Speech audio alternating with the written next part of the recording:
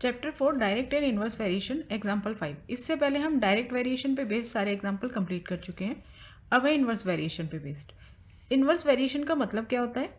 दो क्वांटिटी का इस तरह से आपस में रिलेटेड होना कि एक क्वांटिटी में इंक्रीज होने से दूसरी क्वांटिटी जो है वो डिक्रीज होगी, या फिर इसका वाइस वर्सा एक क्वांटिटी के डिक्रीज होने से दूसरी क्वांटिटी इंक्रीज होगी।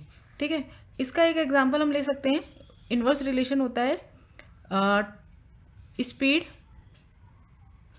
और टाइम। ये दो क्वांटिटी में जो रिलेशन है वो क्या है? इनवर्स वेरिएशन है। ठीक है, इन स्पीड और टाइम इन दोनों ये किस तरह से रिलेटेड है कि एक क्वांटिटी के बढ़ने से दूसरी क्वांटिटी कम होगी। सपोज करो आपकी स्पीड कितनी भी है, तो जितना टाइम लग रहा है अगर आप स्पीड में चेंज करोगे, अगर आप स्पीड बढ़ाओगे अपनी कहीं भी पहुंचने के लिए, तो आपका टाइम टेकन क्या होगा? कम होगा। और इसका वाइस वर्सा अगर आप अपनी स्पीड कम करोगे तो टाइम क्या है? टाइम ज़्यादा लगेगा सेम डिस्टेंस पे। ठीक है, इसी बेस पर हम ये क्वेश्चंस करेंगे और याद रखेंगे जब दो क्वांटिटी इनवर्स वेरिएशन होता है दो क्वांटिटी में, तो उनका जो प्रोडक्ट होता है, उन दोनों क्वांटिटी का प्रोडक्ट वो होता है के इक्वल। के क्या है? Some constant term. ठीक है, जैसे डायरेक्ट में क्या था, उनका जो रेशो होता था वो इक्वल टू के होता था, ये डायरेक्ट में होता था। और इसमें x इंटू वाई, इन दोनों क्वांटिटी का जो प्रोडक्ट है दिस इज इक्वल टू के, ये के इक्वल होता है।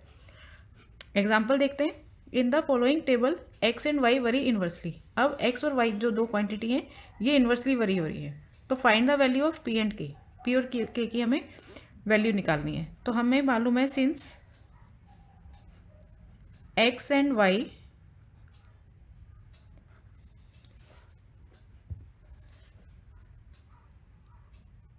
वरी इन्वर्सली, तो इनका जो प्रोडक्ट है x इंटू वाई ये क्या होगा? कांस्टेंट रहेगा। ठीक है, तो x into y is equal to 5 into 8। इन दोनों का प्रोडक्ट किसके इक्वल होगा? 10 इंटू पी। और इनका प्रोडक्ट किसके इक्वल होगा? q into 2। ठीक है, पहले हमने ये दो चीज़ें ले ली आपस में, तो 10p इज इक्वल टू 8 5 से 40। वेरिएबल वाला मैं LHS में ले आई और ये कांस्टेंट टर्म में RHS में ले आई।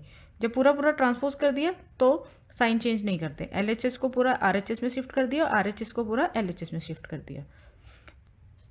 तो P is equal to 40, 10 multiply में यहाँ के डिवाइड में आ गया, 40/10 4।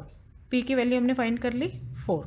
ठीक है, अब हम P की वैल्यू पुट कर सकते हैं। अब इतना इतना ले लेते हैं। ठीक है, 10 इंटू पी की value 4 is equal to q into 2।